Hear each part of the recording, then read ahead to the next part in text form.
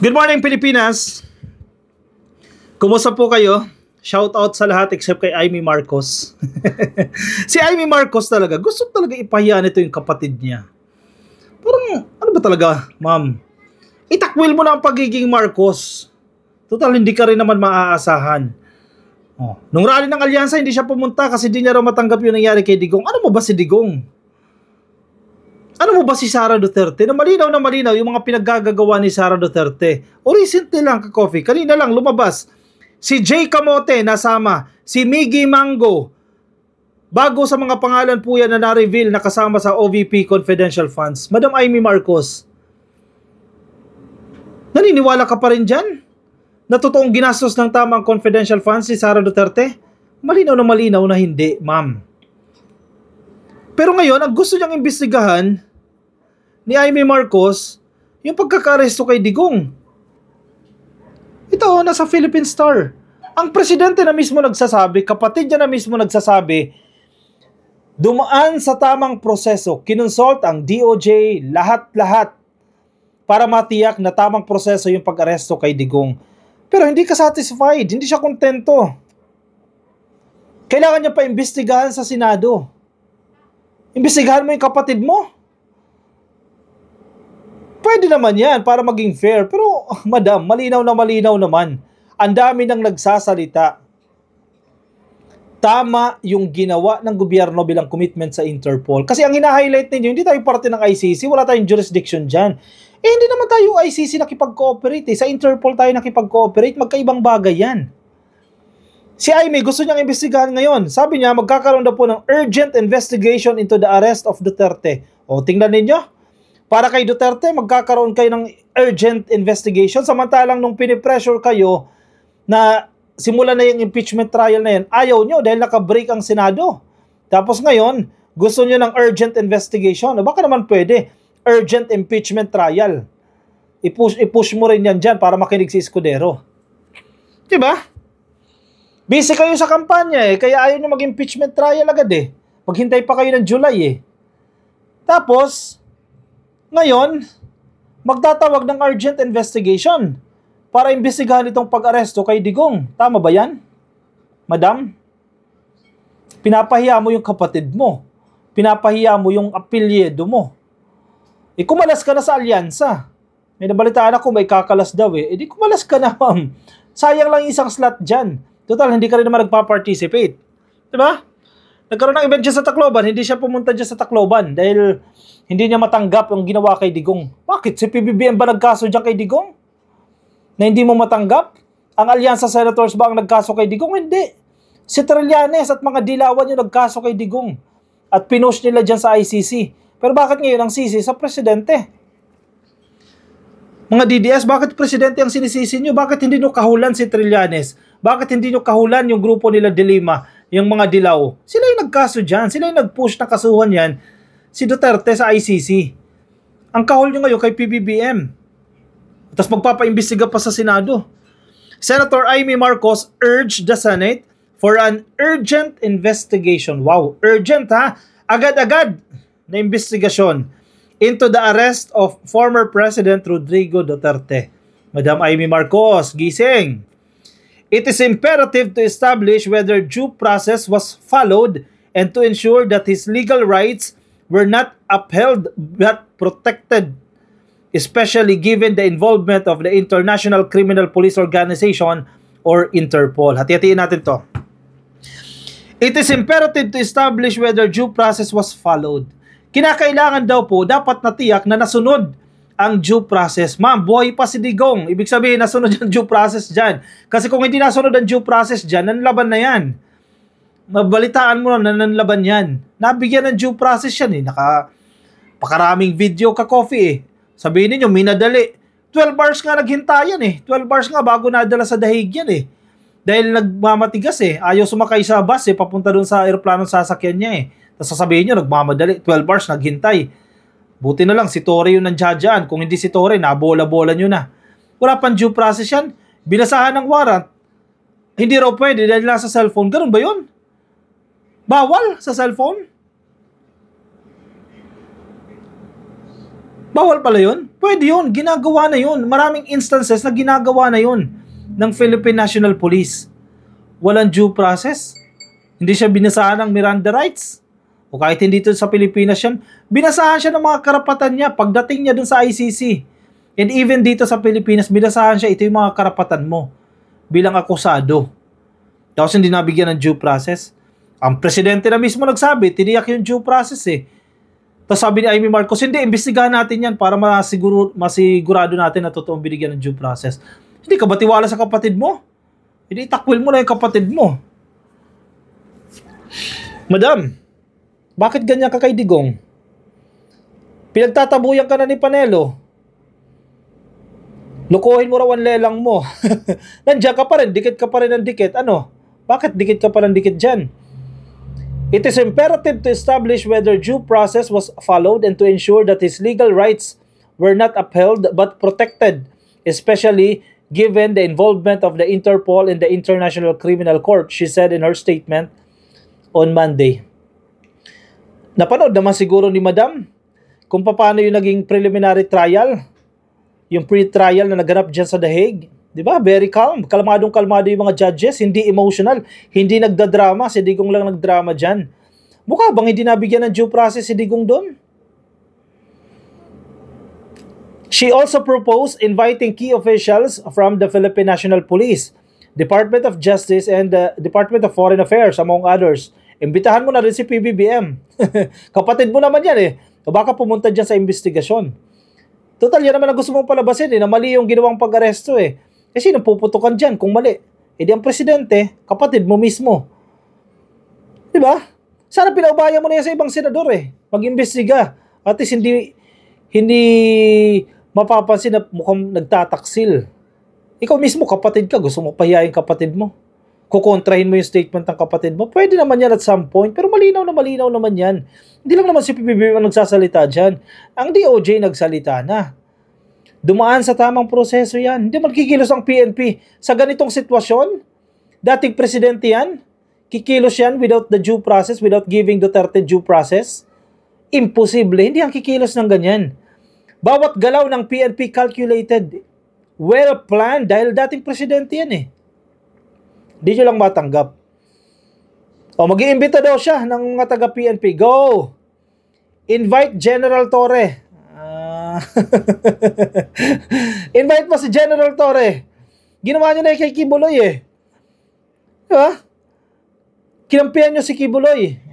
Nagmati ka si General Torre. Nakalusot ba kayo?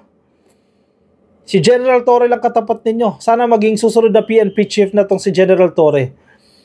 Mag-invite siya taga-PNP. Mag-invite siya taga-DOJ. Imbitahan mo si Rimulya. Department of Foreign Affairs. Imbitahan mo sila. Pati mga ambassador just sa the Netherlands, imbitahan mo na din. Our sovereignty and legal processes must remain paramount. Wow. Sabihin mo yan sa kapatid mo. Duterte was arrested on March 11, 2025 and taken to The Hague, the Netherlands, to face the crimes against humanity charges of the International Criminal Court against him. Okay, ma'am. Sige, push mo na yung investigasyon na yan. Gawin mo kung ano ang gusto mo. Tingnan natin kung sino mapapahiya. Kapag binalikan kayo, ganyan ang reaksyon ninyo. Nag-uurmentado kayo, malabato style. Pero nung ginawa nyo yung krimen na yan eh, ang saya-saya ninyo. Kayo nasa kapangyarihan eh. Chinugin yung 30,000 na tao. Ngayon, na sinisigil na kayo, pinapanagot na kayo, maghahanap kayo ng masisisi, ang presidente ang sisisihin ninyo. Matindi pala kayo niyan. Aba, matindi. Ito, si Sara Duterte. Naku po, dito ka na talaga lulubog, ma'am. Si Sara Duterte, naku, may mga binigyan na naman ng salapi sa ilalim ng kanyang confidential funds. Hindi mga tao itong mga to. Mga gawa-gawang pangalan. Dito ka na talaga lulubog, madam. Dito ka lulubog. Dito ka babagsak. May nilabas na naman pong mga ebidensya. Tapos kakampihan mo pa si Sara? Sino yung mga binigyan ni Sara ng confidential funds? Bukod kay Mary Grace Piatos, kay Cocoy Villamin, kay Nova, kung sino man yan. May bago na naman pong pangalan na lumabas. Si Jay Camote. Oy, sino si Jay Camote? Naku, mangangamote talaga kayo dito. Oo. Si Jay Camote. Si Miggy Mengo. Dinamay nyo pa. Among new names revealed in OVP confidential funds. Madam, ano to, alias? Bakit di nyo sinabi mga alias yan? Noon, ang PSA nagsasabi na majority ng mga binigyan ni Sara Duterte hindi nag-i-exist. Walang birth records, walang marriage records, walang Senomar, walang death certificate, etc. Mga gawa-gawang pangalan lang yan. O ito, lumutang na naman si Jay Camote at saka si Miggy Mengo. Talaga nga naman, oo. Tapos ganito yung gusto nyo maging presidente? Ipagtatanggol ninyo? Kinurap yung bayan sa ilalim ng confidential funds? Inabulgar eh. A lawmaker revealed more names of supposed recipients of confidential funds from the office of the Vice President, including Jay Camote and Miggy Mengo. O, sige. May kilala ka bang Jay Camote? O, sige. Itag nyo na dyan. Sino si Jay Camote? Or Miggy Mengo? Itag nyo na, ka-coffee. Baka may totoo nga. Baka nag-i-exist yan. Verify lang natin kung totoo nakatanggap ng salapi yan kay Sara Duterte. House Deputy Majority Leader Francisco Paulo Ortega V shared the additional names in a statement on March 16. He also flagged 5 different individuals named Dodong. Oy, napakadaming Dodong ah. Who were listed among the recipients. Si Dodong Alcala. Talaga mga safe na pangalan eh, no? Si Dodong Bina. Si Dodong Buna. Hay nako talaga, oo. Halatang invento mga pangalan na to. Si Dodong Alcala, si Dodong Bina, Dodong Bunal, Dodong Darong, Dodong Barok. Napakarami namang Dodong to. Sara Duterte, ang hilig mo pala kay Dodong. Oh. 1, 2, 3, 4, 5. As of the moment, 5 na agad yung Dodong. Dodong Alcala. Talaga naman, di pa kayo nag-isip ng mga tamang pangalan. Dodong Alcala, Dodong Bina, Dodong Bunal, Dodong Barong, Dodong Barok. Sino pa mga Dodong? Sama nyo na dyan. Una, may chicheria at cellphone, si Xiaomi. Di ba? Mahilig sa chicheria, mahilig sa cellphone, technology. Siguro yung gumagawa niyan, kung ano yung nakita, uy, brand ng cellphone ko, Xiaomi, habang kumakain siya ng piatos. Diba? Ganyan yung style nito eh. Ngayon, may prutas at kamote na.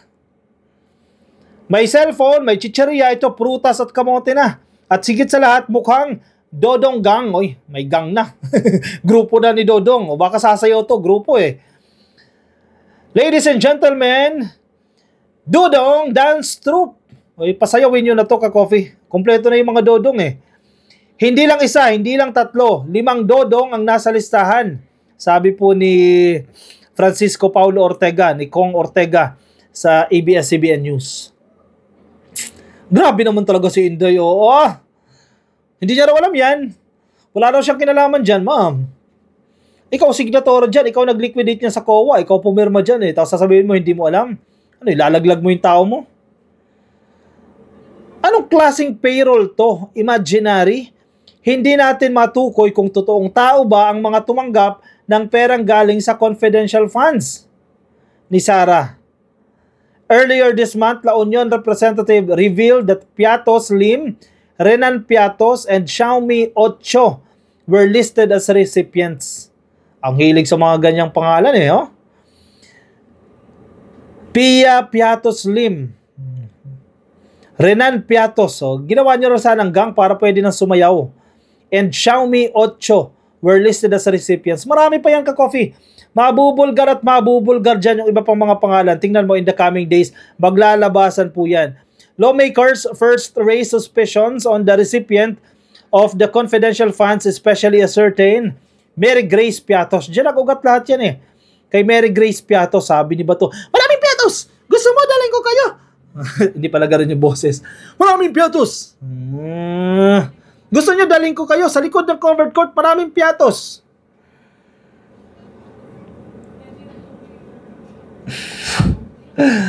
Naku po, sinayang ninyo yung pera, winaldas ninyo yung pera, tapos iniimbestigahan kayo ngayon. Ibabalik ninyo, aawayin ninyo ang presidente, porkit iniimbestigahan kayo. Pointing out that Mary Grace is the name of the cafe while Piatos is the name of a cheap brand. Sabi po ng Philippine Statistics Authority, 1,332 out of 1,992. Imagine mo ha, 1,3 out of 1,9.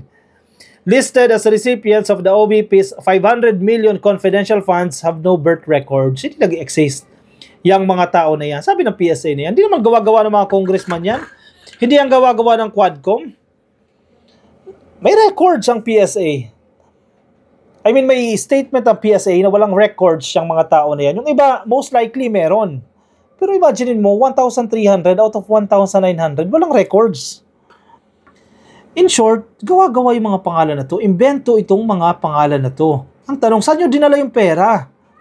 Niliquidate nyo sa gobyerno na nagastos yung pera, pero hindi naman nakarating sa dapat itong kapuntahan.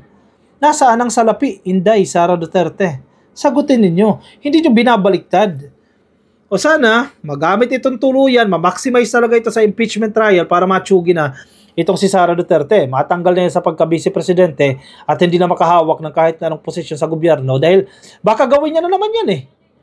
Ulitin niya na naman yan eh. Malamang sa Davao, ilang beses siyang ginawa yan. Duterte has been in hot water for the alleged misuse of funds for her office's programs and her refusal to answer questions regarding her office's expenses. Isa pa yan. Tinanong ka lang, ma'am, saan mo ginagastos yan? Yung pera mo. No comment. Tama ba yan? Buti kung pera mong sarili yan, di mo pera yan eh. Pera ng gobyerno yan. Kailangan may paliwanag saan mo gagastos at saan mo ginastos yan. Pero nung hearing, budget hearing, no comment siya. Tama ba yan? Particularly, the confidential funds worth 775 million for the OVP and DepEd during her budget proposals first hearing. She was seeking a 2.03 billion pesos budget for 2025. Biruin mo?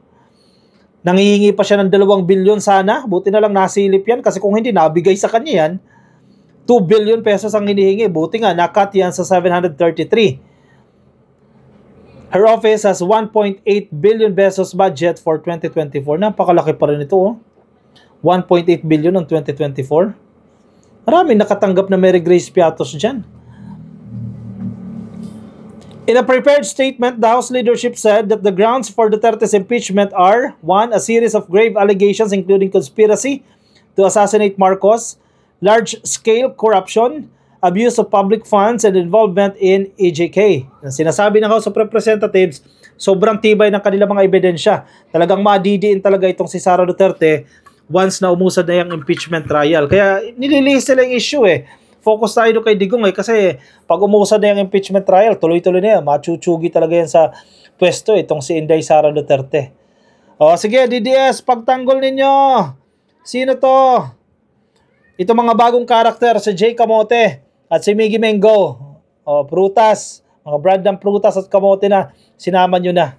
Hindi totoong mga tao yan. O, siya, sige ka-coffee, komento ang inyong opinion, reaction dyan sa ating comment section. Baka di pa kayo naka-like and follow sa ating Facebook page, pasuyin na lang like and follow. Mga nasa YouTube, pasuyin na lang din po, please click yung subscribe and hit the notification icon para updated kayo sa ating mga bagong upload. Pasamantala muna ako magpapaalam sa inyo ka-coffee. See you in my next video. Bye-bye.